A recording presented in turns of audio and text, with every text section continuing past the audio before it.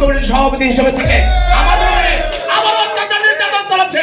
আমি বিনীত অনুরোধ জানাতে চাই, এই স্বাধীনতার মধ্যে আমরা ওই পতিত সরকারের শাসনে আমরা শিক্ষা প্রতিষ্ঠানে থাকতে রাজি নই।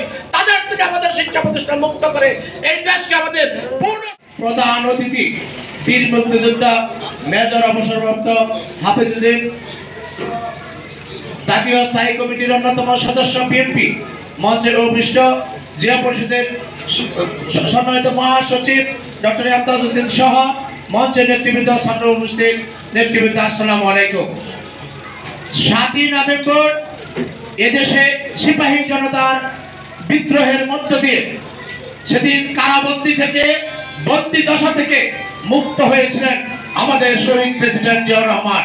এই শহীদ প্রেসিডেন্ট জিয়াউর রহমান ওই 71 সালে যখন এই দেশের স্বাধীনতা ঘোষণা করার মতো কোন মানুষ এই দেশে খুঁজে পাওয়া যাচ্ছিল না, কোন নেতা খুঁজে পাওয়া যাচ্ছিল না, ঠিক সেই সময় তিনি সর্বপ্রথম এই পাকিস্তান সেনাবাহিনীর বিরুদ্ধে বিদ্রোহ ঘোষণা করে তিনি এই শহীদ প্রেসিডেন্ট জিয়াউর রহমান স্বাধীনতা যুদ্ধে আবির্ভাব ঘটেছিলেন। আর 7ই নভেম্বর যখন এই বন্দী দশা থেকে মুক্ত করা হলো, তা পাক স্বাধীনতা ছিল না।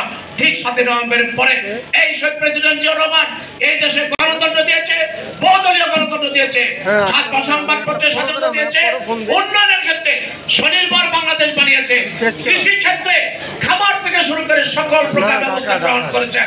প্রকৃত স্বাধীনতার স্বাদ এই শহীদ প্রেসিডেন্ট জিয়াউর রহমান বহুদলীয় গণতন্ত্র চালু করার পরে আমরা প্রকৃত স্বাধীনতার স্বাদটাও খুঁজে পেয়েছি। তার আগে আমরা এই স্বাধীনতার স্বাদ এবং সার্বভৌমত্ব আমরা খুঁজে পাইনি। সেজন্য আমরা বলতে চাই, আমি একজন কলেজের শিক্ষক, এই 28শে অক্টোবরের পরে আমাকে কলেজ থেকে গ্রেফতার করে নিয়ে 60 দিন রেখেছিল।